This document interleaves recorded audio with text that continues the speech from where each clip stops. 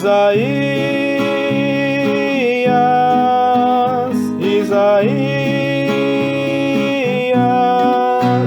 anuncia o Messias e consola o povo meu.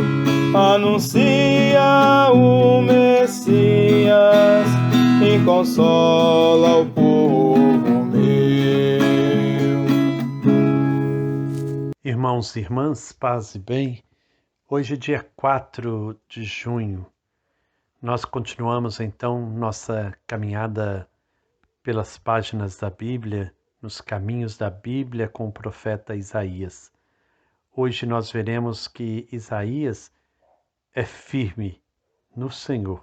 Sua fidelidade a Javé está em primeiro lugar. Abramos então nosso coração para esse momento de reflexão, esse momento orante. Façamos então a nossa oração. Senhor, no início deste dia, peço-te a paz e a sabedoria. Nos caminhos da Bíblia, quero encontrar-me com teu servo Isaías e com ele aprender a te ouvir melhor, tornando-me espelho de tua bondade neste mundo. Tu és o conselheiro admirável, Deus forte, Pai para sempre, Príncipe da paz. Concede-me viver este dia em sintonia com tua vontade, buscando discernimento acerca do meu estar neste mundo, defendendo sempre a justiça e a paz. Que a bondade, a alegria, a gentileza e a disposição para o serviço me acompanhem ao longo de toda a minha jornada de hoje. Que eu possa chegar à noite com o coração em paz, por ter cumprido vossa vontade e não ter permitido que o dia passasse em vão e semeado maldade ao invés do vosso amor. Que vosso Espírito me ilumine em cada pensamento, em cada palavra e em cada ação deste dia. Quero ser melhor, Senhor. Ajuda-me. Amém.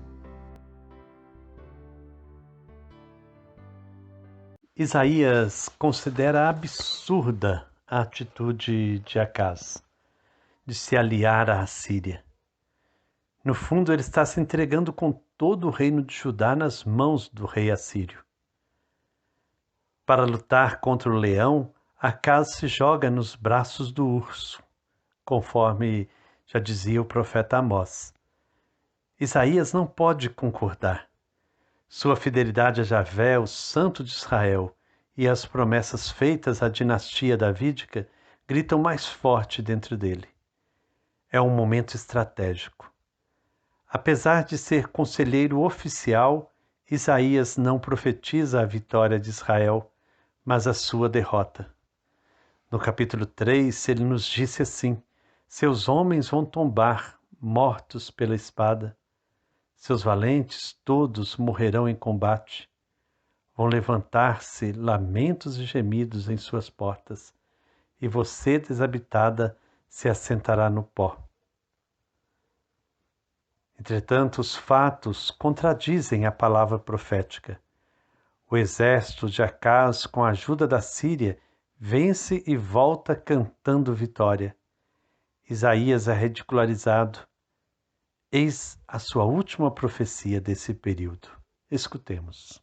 Assim me disse Javé, enquanto me segurava pela mão e me proibia de seguir o caminho desse povo. Não chamem de conspiração tudo o que esse povo chama de conspiração. Não participem do medo deles e não se apavorem.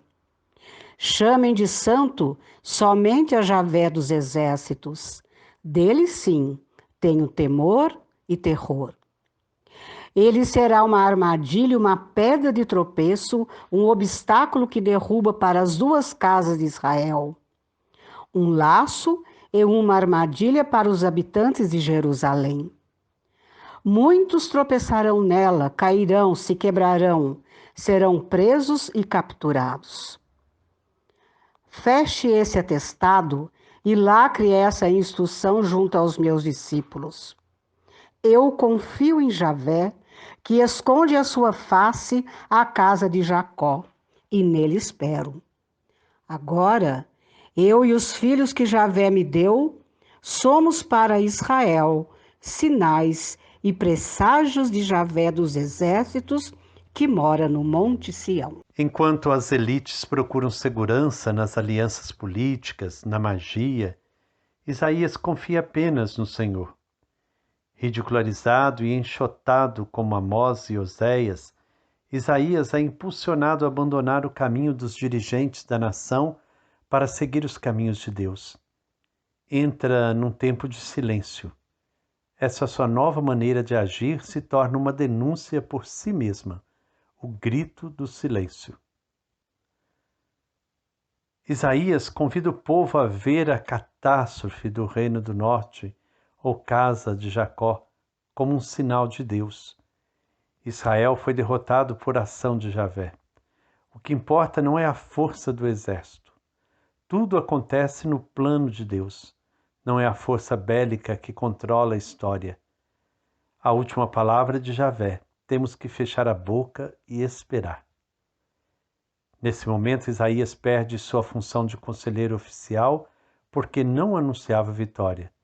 Ele foi acusado até de estar fazendo conspirações contra a nação. Vamos ouvir este texto. Seus homens vão tombar, mortos pela espada. Seus valentes todos morrerão em combate. Vão levantar-se lamentos e gemidos em suas portas, e você, desabitada, se assentará no pó. Podemos, assim, então, dizer que as informações que encontramos sobre Isaías nos indicam que ele começou seu ministério profético como um profeta oficial. Trabalhava no templo, onde foi chamado. Era conselheiro do rei. Casou-se com uma profetisa do templo. Mas o profeta oficial tem de corresponder às expectativas do rei e da sua corte, anunciando vitórias. Quando qualquer profeta oficial ou popular anuncia algo contrário à elite, ele é expulso, espancado, silenciado. Isaías, fiel à sua fé na aliança de Deus com o povo através de Davi, não podia aceitar que se confiasse mais nos grandes e na força das armas do que em Javé.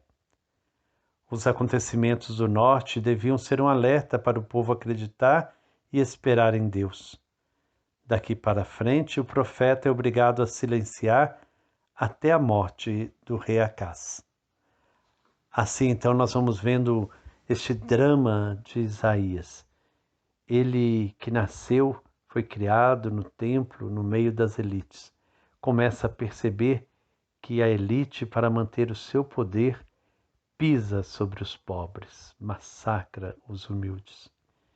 E assim ele não pode mais ficar apenas defendendo o direito do rei e dos seus. Ele começa a denunciar. E denuncia as alianças terríveis. Estão preocupados com eles mesmos, não preocupam-se com o povo. Fazem aliança com a Assíria. O reino do norte é destruído, é invadido.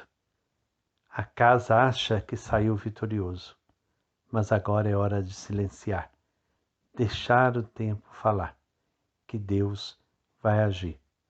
Assim também na nossa vida. Quantas e quantas vezes, diante de frustrações, de decepções, quantas vezes diante de derrotas, nós temos que silenciar e aguardar. Como uma semente no silêncio da terra, vai brotando, brotando, e dela nasce uma nova vida. No silêncio, muitas vezes, um silêncio produtivo, vida nova surge. Então que nós possamos aprender a lei do silêncio, confiando sempre em Deus, porque Deus tem a última palavra. Que o Senhor, então, nos dê a graça de sempre, sempre confiarmos nele, que a nossa confiança esteja em Deus, que a nossa fé seja grande, Que nós possamos, assim, perseverar cada vez mais no amor de Deus. Que o Senhor nos dê, então, a firmeza da fé. Que o Senhor nos dê a certeza de que confiar nele é o caminho. Que possamos, então, confiar cada vez mais no Senhor. E que Ele, fonte de amor e bondade, nos abençoe. Em nome do Pai, do Filho e do Espírito Santo. Amém. Paz e bem.